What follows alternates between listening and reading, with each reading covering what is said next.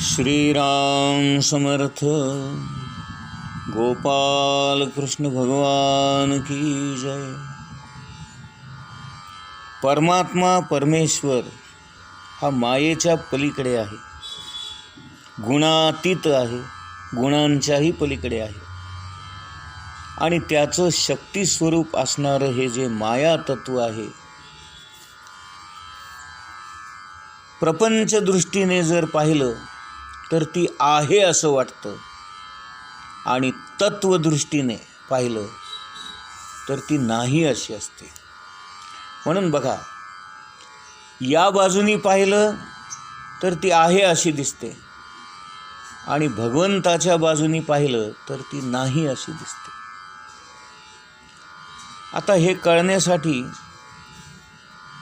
सावलीचं उदाहरण लक्षात घ्या.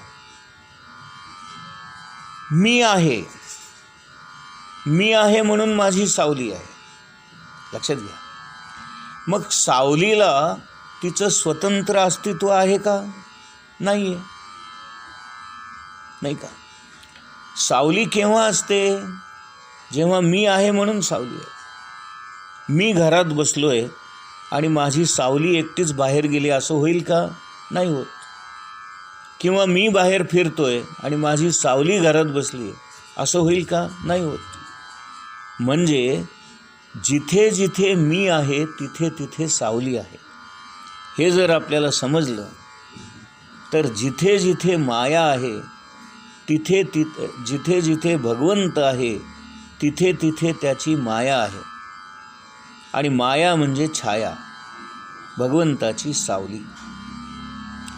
या मायेचं अस्तित्व भगवंताच्या दृष्टीने पाहिलं तर नाही आहे आणि प्रपंचिक माणसाच्या दृष्टीने पाहिलं तर ती आहे असं दिसतं. म्हणजे आपण नुसतंच सावलीकडे बघत बसलो तर सावली आहे असं दिसतं आणि भगवंताच्या बाजूने जर बघितलं तर सावलीला काहीच महत्त्व नाही, सावलीला काहीच अस्तित्व नाही.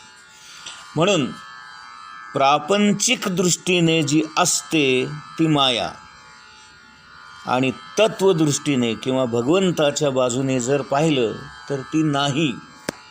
आणि म्हणून जी आहे पण आणि नाही पण. आणि म्हणून याला एक फार सुंदर शब्द वापरला आहे. या मायेचं वैशिष्ट्य कसं आहे? जी असून नसते आणि नसून असते आणि म्हणून तिला मिथ्या हा शब्द वापरतात. मिथ्या म्हणजे त्याला खरंही म्हणता येत नाही आणि खोटंही म्हणता येत नाही. खरं म्हटलं तर ती नसते आणि नाही आहे म्हटलं तर ती दिसते, असते. म्हणून मिथ्या. माया ही मिथ्या आहे. म्हणजे प्रपंच दृष्टीने बघताना ती असते आणि आत्मतत्वाच्या दृष्टीने पाहिलं तर ती नसते आणि म्हणून ती मिथ्या हा शब्द वापरला जातो. आणि मायेचं आणखीन एक वैशिष्ट्य आहे. माया म्हणजेच भगवंताची छाया. तिला स्वतंत्र अस्तित्व नाही. जिथे भगवंत तिथे माया, तिथेच त्याची छाया, असं. आता पुढे जाऊया थोडंसं. एकच आत्मतत्व, त्याला आपल्या एकटेपणाचा कंटाळा आला म्हणून अनेकामध्ये मी प्रगट व्हावं असा संकल्प त्याच्या मनामध्ये निर्माण झाला आणि म्हणून एक असणाऱ्या भगवंतापासून ही अनेक असणारी अनेक रूप निर्माण झाली, अनेक जीव निर्माण झाले. त्यामुळे अनेक रूप आणि त्यांची अनेक नामं आणि यालाच आपण जग किंवा विश्व असं म्हणतो. आत्मरूपाने असणारं एकच भगवत तत्व बाह्यरूपाने किंवा देहरूपाने ते वेगवेगळ्या आकाराचं, वेगवेगळ्या अवस्थेचं दिसतं. आणि म्हणून हे जे संपूर्ण विश्व आहे ते म्हटलं तर भगवंतच आहे आणि म्हटलं तर माया आहे. जे नाही आहे पण दिसतंय आणि जे आहे पण नसतंय आणि म्हणून या विश्वाला स्वतंत्र अस्तित्व नाही. भगवंताच्या आश्रयाने, भगवंताच्या आधाराने आणि भगवंताच्या संकल्पाने हे निर्माण झालेलं आहे. आणि म्हणून विश्व नाशवंत आहे, जीव नाशवंत आहेत, अनेक जीव नाश पावतात, पण भगवंत आणि आत्मतत्व मात्र जसं आहे तसंच असतं. त्याच्यात बदल होत नाही, ते नाश पावत नाही आणि जसं आहे तसं असतं. आणि म्हणून ते आत्मतत्व एकच असतं. शंकराचार्यांचा एक प्रसिद्ध श्लोक इथे मी सांगतो. ओम पूर्णमद पूर्णमिदं पूर्णात् पूर्णमुदच्यते पूर्णस्य पूर्णमादाय पूर्णमेवावशिष्यते. हे जे आत्मतत्व आहे ते कसं आहे तर एकच तत्व आहे. ते इतकं मोठं आहे, इतकं प्रचंड आहे, इतकं विशाल आहे की या संपूर्ण विश्वाला व्यापून सुद्धा ते शिल्लक उरतं. आणि तेच आत्मतत्व इतकं सूक्ष्म आहे, इतकं सूक्ष्म आहे, इतकं सूक्ष्म आहे की मुंगीच्या सुद्धा शरीरामध्ये ते असतं. आता इथे विषयच आला म्हणून मुद्दाम सांगतो. सर्वांमध्ये असणारं आत्मतत्व एकच असतं, एकाच आकाराचं असतं आणि एकाच अवस्थेचं असतं. मुंगी एवढीशी आहे म्हणून तिच्यामध्ये एवढंसं आत्मतत्व, आणि हत्ती एवढा मोठा आहे म्हणून हत्तीतलं आत्मतत्व फार मोठं असतं असं नाही. हत्तीमध्ये सुद्धा तेच आत्मतत्व असतं जे मुंगीमध्ये आहे. मुंगीपेक्षाही अनेक बारीक सारीक छोटे छोटे जीवजंतू आहेत जे आपल्याला डोळ्याला दिसत पण नाहीत. त्यांच्याही आतमध्ये तेच आत्मतत्व असतं. म्हणजे मुंगीपासून ब्रह्मदेवापर्यंत सर्वांच्या आतमध्ये तेच आत्मतत्व असतं. आणि या आत्मतत्वाचं ज्ञान ज्यांना झालेलं असतं तीच मंडळी, तेच संत महंत, तेच महात्मे सर्वाभूती परमेश्वर ही संकल्पना प्रत्यक्ष आचरणात आणतात. तुम्ही आम्ही हे जाणत नसल्यामुळं आपण एकमेकांशी भांडतो, वैर करतो. कल्पना करा की मीच माझ्याशी भांडतोय, कसं वाटेल ऐकायला? मीच मला मारतोय, कसं वाटेल ऐकायला? ऐकायला विचित्र वाटतं ना. पण जेव्हा आपण दोघं एकमेकांशी भांडत असतो तेव्हा जरा बारकाईने विचार करा की माझ्यामध्ये जे आत्मतत्व आहे तेच त्याच्याही मध्ये आहे.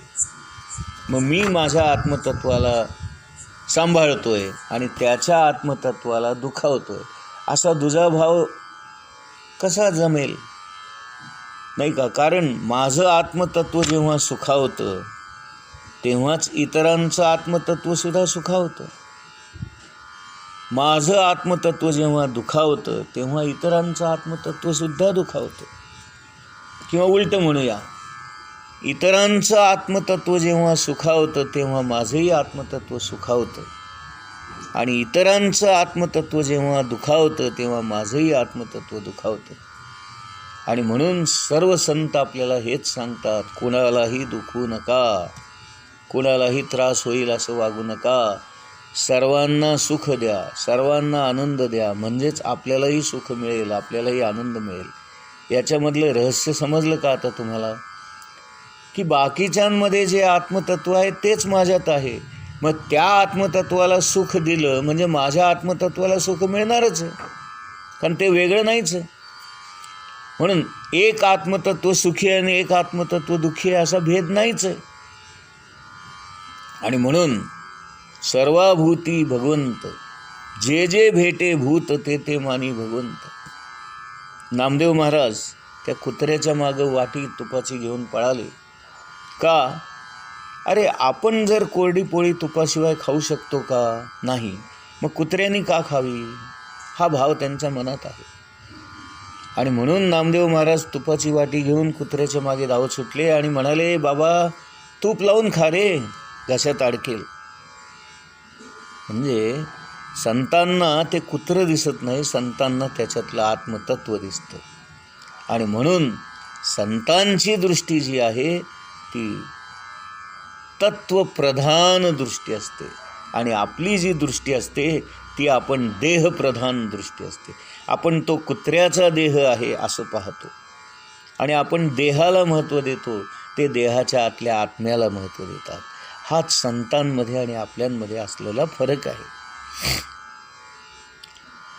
हा भगवंत स्वतःच नाही का पंचमहाभूते आणि 3 तत्वे किंवा 3 गुण याच्या मिश्रणातून अनेक प्रकारचे जीवजंतू निर्माण करतो आणि प्रत्येक जीवामध्ये तोच प्रवेश करतो आणि त्या जीवांना अनुसरून त्या जीवांचा विषय उपभोग तोच भगवंत घेत असतो.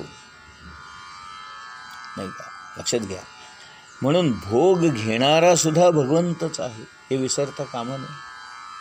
आपण जे काही करतो ते भगवंतच करत असतो आपल्या माध्यमातून, आपल्या देहातून. म्हणून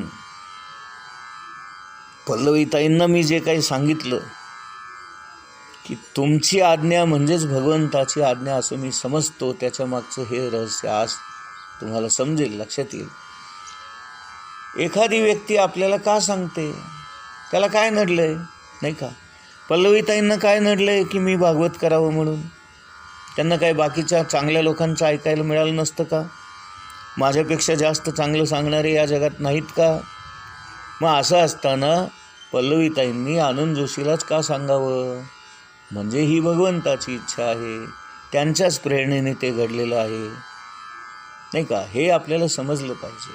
आणि म्हणून प्रत्येक जीवामध्ये, प्रत्येक देहामध्ये असणारं एकच आत्मतत्व आहे आणि त्याला जाणणं म्हणजेच ज्ञान प्राप्त करून घेणं.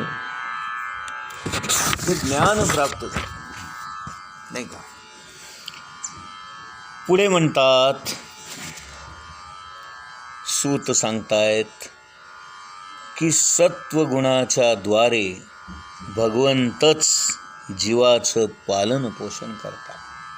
म्हणून हा सत्वगुण प्रधान असणारा भगवान विष्णू हे भगवंताचं एक चालक पालक असणारं रूप आहे. योगक्षेमं वहाम्यहम हे जे आहे, किंवा जो जे वांछील तो ते लाहो प्राणी जात, हे जे ज्याला ज्याला जे जे हवं ते पुरवणं, हे जे भगवंताचं कार्य आहे ते भगवान विष्णू करत असतो आणि ते सत्वगुणाच्या आधारे करत असतो. ब्रह्मदेव रजोगुणाच्या आधारे निर्मिती करत असतो आणि महेश किंवा शंकर तमोगुणाच्या आधारे या विश्वाचा नाश करत असतो. आणि म्हणून ब्रह्मा विष्णू महेश या 3ही देवता म्हणजेच त्या परमात्म्याचंच 3 गुणांचं 3 अंग असं आपण म्हणूया.